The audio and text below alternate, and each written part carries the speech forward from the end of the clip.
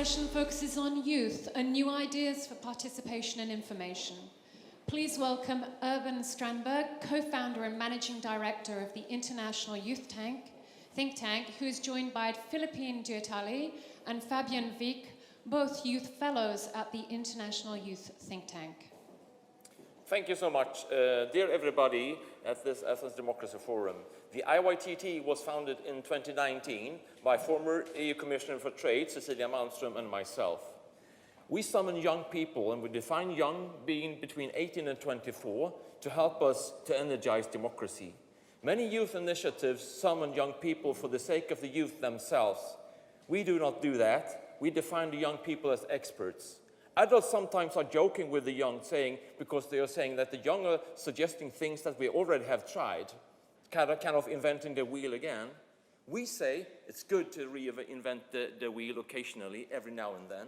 That's how we define the young. But you know, I'm old. Cecilia Malmström also, my dear friend, is old. So the young people in the organization, they are the important people. They are the proof of the pudding. So that's why I brought two of them with me today here, who will be the important people doing the presentations, Philippine and Fabian, in a bit. So I will just present how we work, and then Philippine and Fabian will give you the real proof of the pudding, because they will present to you two very well-founded proposals on how to energize democracy. So we have a method which we call the IYTT bottom-up policy advice loop. Because, you know, since we define our youth as experts, we want to train them to be really trustworthy experts. They need to be knowledgeable and they need to be trusted. And therefore, we have a loop for making this come true. So now, bear with me. This seems a little bit complicated, but it is not. And follow me through this clockwise model, this loop. So at the bottom, the red dot, you find an annual youth conference. So every summer, 3 years in a row now, we have had an open call to everybody who is between 18 and 24 living in Europe. We don't require European citizenship, but we want to travel people sustainably and on our cost, and therefore we say you have to live in Europe. Anyway, first year we received applications from 200 people from 32 countries, Last year, 218 applications from 38 countries. And this year, my dear audience, almost 200 persons from 42 countries. So we are reaching out. We invite them for a 4-day conference. By the start of that conference, I say, you will be working really hard and you are in the center of attention. We will bring in scholars and executives and others to give you comments and inspiration. On day 4, you will present your proposals and the preliminary report, and that is the second part of the wheel that you see on the slide. Then 3 months later, after kind of second thoughts, you know, because 4 days is very intensive, I asked the youth fellows, because we call them youth fellows when they had gone through the conference. I asked them, come up with a final report. So they did. So last year's report was presented this March in collaboration with Center for European Policy Studies in Brussels to give more input. Then we invite researchers. So we commissioned research overviews on the proposals that the youth have been proposing to bring in scientific knowledge. And the research overviews you can see on the top of this loop is published as working papers. And I return them to the youth fellow saying, okay, take into consideration what the research fellow is saying. What will that mean for your proposal? How will you develop your proposal? Do it as a policy brief draft, and they do. Next step of the loop, you know, several hundreds are applying for the conferences, but we only admit 25. The rest of the applicants, we say, why don't you become part of what we call our European Youth Panel, which is a barometer. So during the same time when the youth fellows are producing the policy brief draft, we send out questions to the broader group of almost 200 persons pitching in on the themes of the policy brief, which is in a work in progress. But we are not confined with that. We also want to bring in perspectives from not only from scholars and other youth, but from, well, average citizens. So we organize citizens panels, meaning that we find a group of engaged people in the community and ask them, why don't you let us present our policy brief draft to you, and we will learn even more. So this June we went to a suburb of Gothenburg City. We met with 8 women who came from all over the world, living in a very tough situation, and they engaged in their causes, and they wanted to give us advice because they believe that this is a good thing, but they also want to be inspired by their own, in their own work by how we are doing this loop. We had a tremendous good talk to them, and we finalized the 2 policy briefs that soon you will see what it's all about. And the final thing down here is that, well, we come to venues like this to present our proposals, and then we start a new loop. This will be in the conference 22nd to 25th of November, and we will produce more policy briefs. But this was my part. Now it is the proof of the pudding. So Philippine, please, the floor is all yours. Thank you.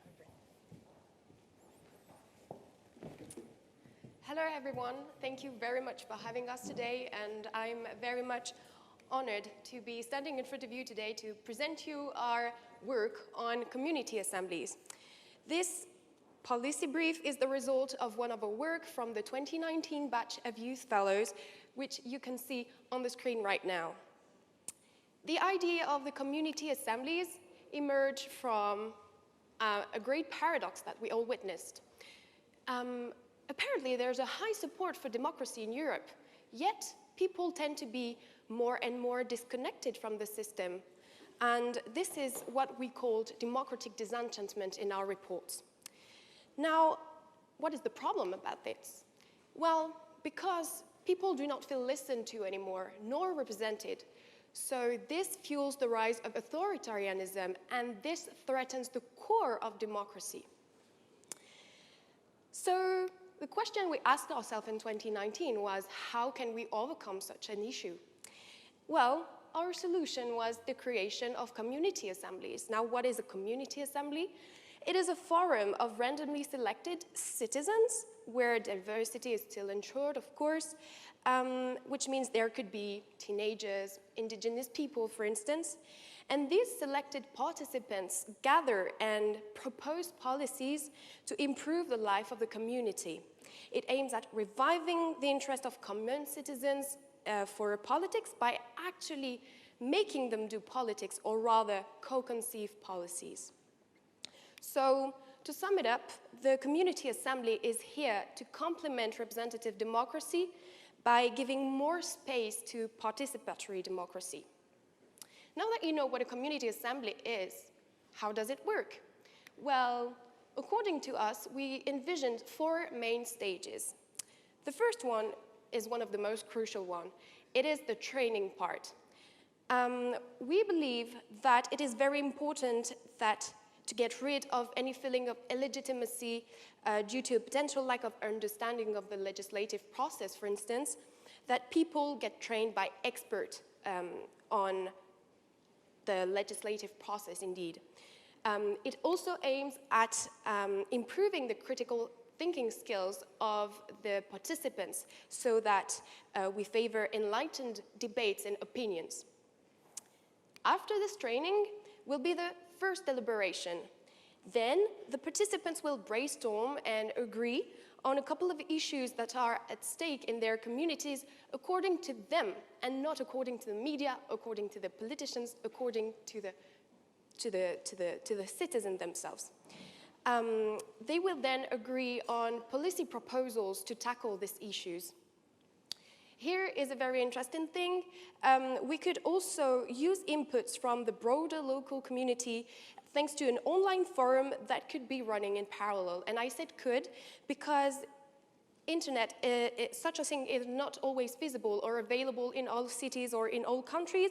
So it is an additional tool that I wanted to mention, but is not a mandatory one.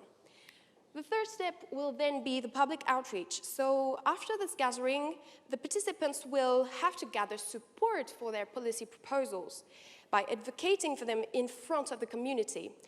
It aims that way at recreating a link between the people in power and the people who are represented, but it also aims at giving strength to the policy proposals. To be received, we believe that a proposal should at least receive 3% of signatures from the community, And of course here, media ought to play a major role in the diffusion of the ideas. And finally, the fourth stage would be the final deliberation, where proposal which gathered more than 3% of signatures from the community will be put to votation in the local ordinary assembly. That way, we believe that people would feel more listened to and empowered to be part of something of the democracy. But then again, I want to emphasize here that the goal is not to create competition between the representatives and citizens. On the contrary, we, the youth, believe in our advocating for cooperation between them to promote innovation in politics and to energize and protect the oh so fragile democracy. Thank you.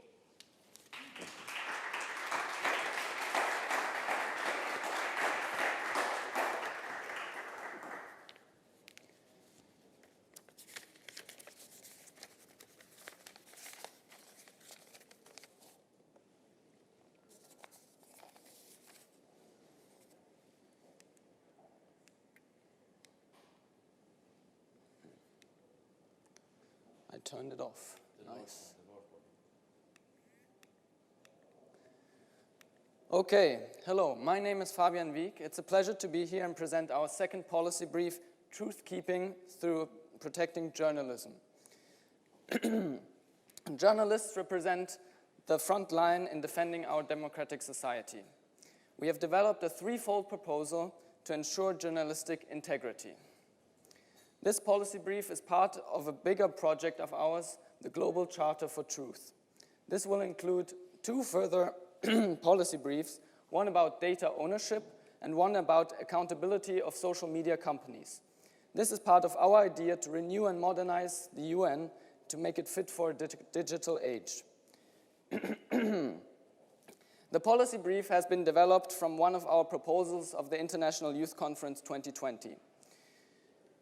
Due to COVID, our conference had to be held online. Nevertheless, it was a full success. 70%, there we go, 70% of journalists arrested in 2020 were charged for being anti-state.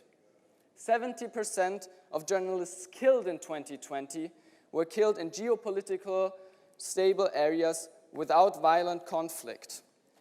Countries, governments all over the world are becoming increasingly volatile against democratic activism and journalism. They represent the greatest threat to journalists all over the globe. It is primarily domestic journalists, such as Roman Protasevich, that are being prosecuted by their own governments. This policy brief seeks to especially protect them. Free journalism and thus free access to information are the basis of a well-educated society, and which is also a democratic society. With journalists at risk, democracy is at risk. And just like other global challenges, no country can successfully act alone. Therefore, we call for the implementation of journalistic immunity. Before I get into detail, let me lay out our objectives. First, protect journalists and enable them to work. Second, increase attention and awareness of the public and political institutions. And third, instrumentalize this consciousness to improve journalistic rights. This all sounds great, somewhat utopian. We have thought of a systematic mechanism which we think can make this complicated issue feasible. Here it is. First, the establishment of a global agency within the UN. Today, the UN works towards peacekeeping. Now it is time to task the UN with concrete truth-keeping efforts to ensure democracy and protect informed societies. Journalistic immunity should be guaranteed by a global agency instituted within the UN and made up of different professional profiles. This global agency would have the legitimacy to review the applicants of journalists and grant them the journalistic immunity. This is orientated on best practices. The Intergovernmental Panel on Climate Change and the International Atomic Energy Agency show that global problems can be addressed on the UN level and that necessary authority can be exerted. Second, immunity status for journalists. This newly established global agency would review and distribute journalistic immunity to journalists. To make this idea tangible, we propose that it has 2 levels. First, every journalist with recognized experience or affiliation with a media company can get the level 1 certificate and after an active and thorough inspection. This certificate does not provide active protection, but signals the status of a journalist who has the right to call upon protection and immunity if needed. Level 2 immunity can be granted temporarily to journalists in particular or acute danger, which would protect them against any prosecution. This status can be issued swiftly by the agency and is only active until the threat has passed. Third, automatic and mandatory sanctions. We want to make sure that when a country's government attacks a journalist granted immunity status, economic sanctions by all the other signatory countries will be automatic and mandatory. This would make the concept truly binding. We urge the UN to implement these 3 recommendations towards journalistic immunity, and we hope that the UN, alongside with activists and democracy advocates from all over the world, to join our call to fight for journalistic integrity. Thank you very much for your attention. We hope you found our contributions insightful. Lastly, I want to leave you with a little small inspiration. We have taken the opportunity of being here in Athens, the birthplace of democracy, to talk to strangers in the streets about democracy. All it needs is a poster and 2 chairs borrowed from a restaurant. Be innovative, be provocative, be curious. Thank you.